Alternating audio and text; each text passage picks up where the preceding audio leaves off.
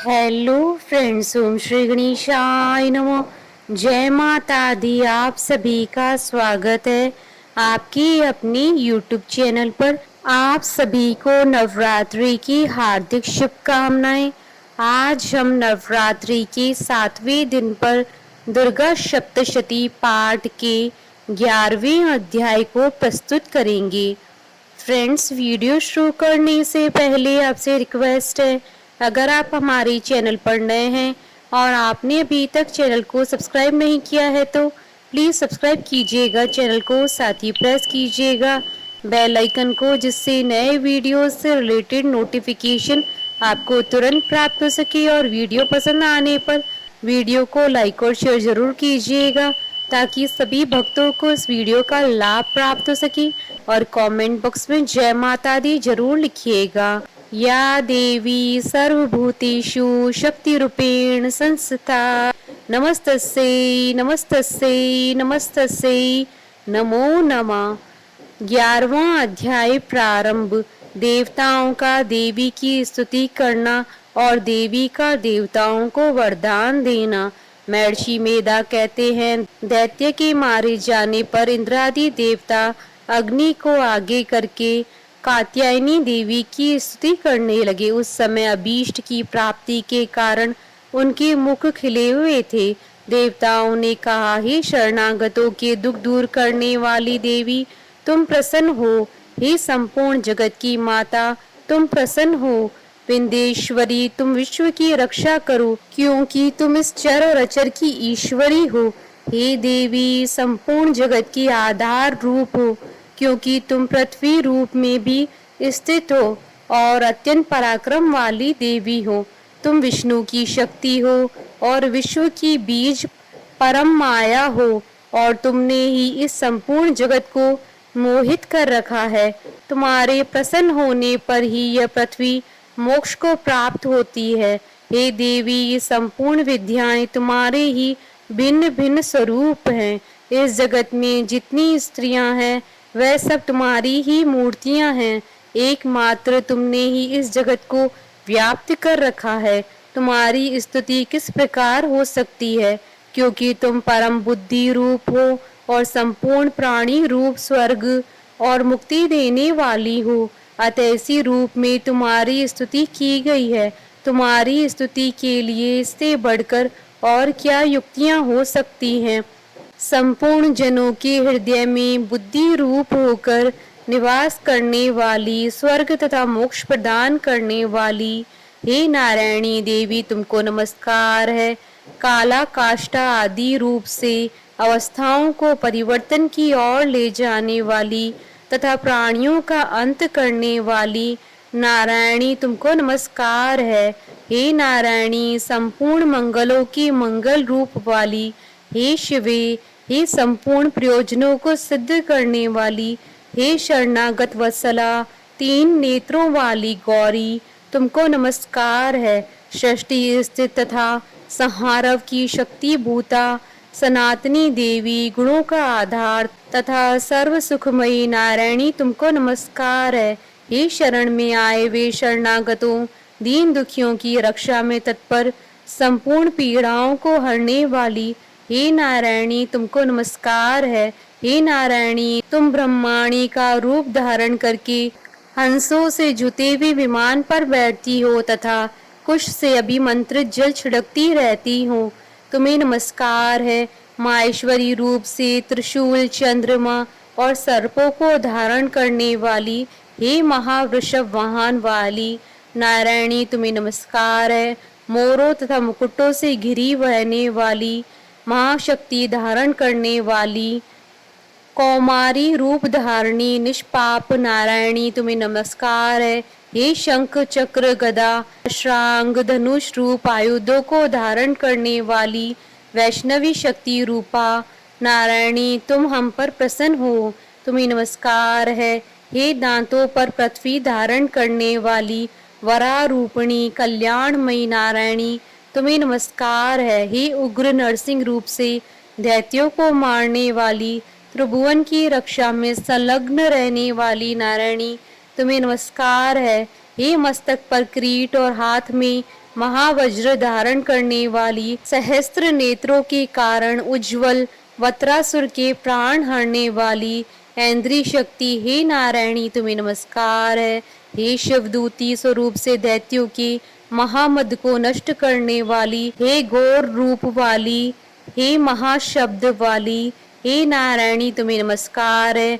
दाढ़ों के कारण विकराल मुख वाली, मुंडमाला से विभूषित मुंडमर्दनी चामुंडा रूपा नारायणी तुम्हें नमस्कार है। हे लक्ष्मी, लज्जा, महाविद्या, श्रद्धा, पुष्टि, स्वदा, दूर्वा, महारात्रि तथा महाविद्या रूपा नारायणी तुमको नमस्कार है।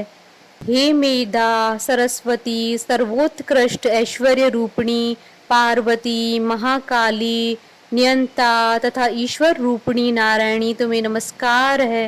हे सर्व स्वरूप सर्वेश्वरी, सर्वशक्ति युक्त देवी, हमारी भय से रक्षा करो तुम्हें नमस्कार है। हे कात्यायनी, तीनों नेत्रों से भूषित यह तेरा सौम्य मुख सब तरह के डरों से हमारी रक्षा करे तुम्हें नमस्कार है। हे भद्रकाली, ज्वालाओं के समान भयंकर, अति उग्र एवं संपूर्ण असुरों को नष्ट करने वाला तुम्हारा त्रिशूल हमें भय से बचावे तुमको नमस्कार है। हे देवी, जो अपने शब्द से इस जगत को पूरित करके दैत्यों के तेज को नष्ट करता है, वह आपका घंटा इस प्रकार हमारी रक्षा करे जैसे कि माता अपने पुत्रों की रक्षा करती हैं। हे चंडी के असुरों के रक्त और चर्बी से चर्चित जो आपकी तलवार है, वह हमारा मंगल करे, हम तुमको नमस्कार करते हैं। हे देवी, तुम जब प्रसन्न होती हो तो संपूर्ण रोगों को नष्ट कर देती हो, और जब रुष्ट हो जाती हो तो संपूर्ण वांछित कामनाओं को नष्ट कर देती हो।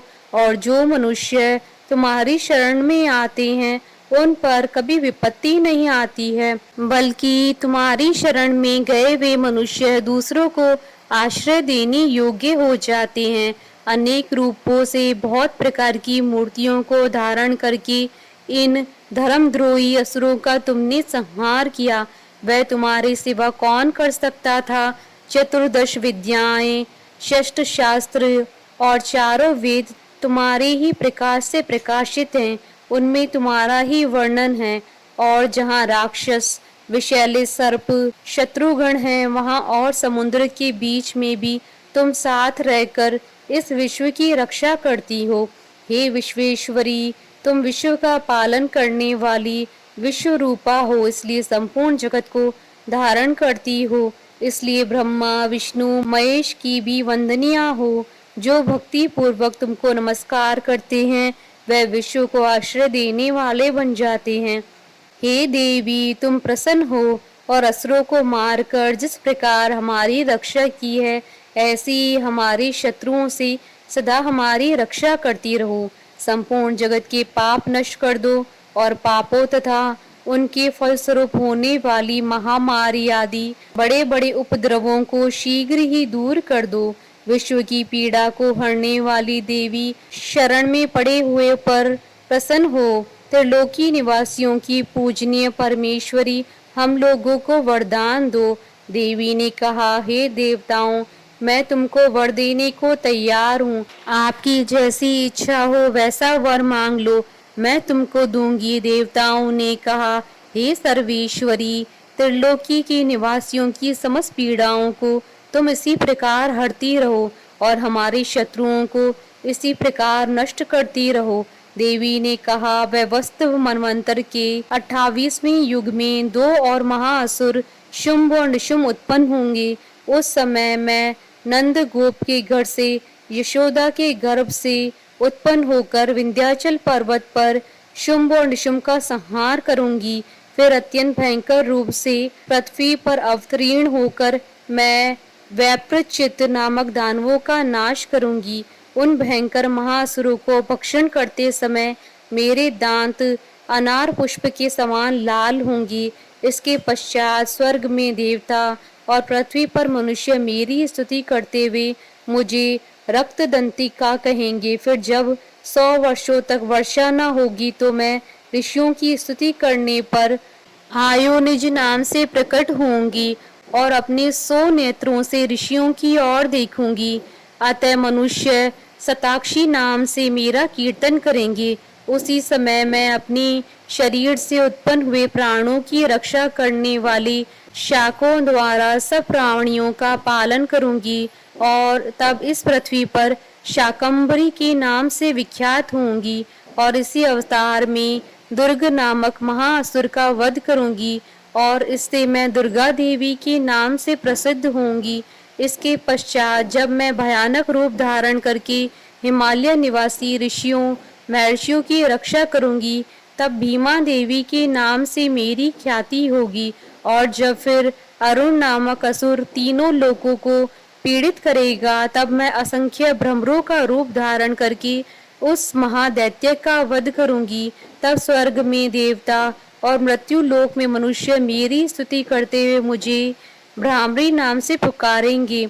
इस प्रकार जब जब पृथ्वी राक्षसों से पीड़ित होगी, तब तब मैं अवतरित होकर शत्रुओं का नाश करूंगी।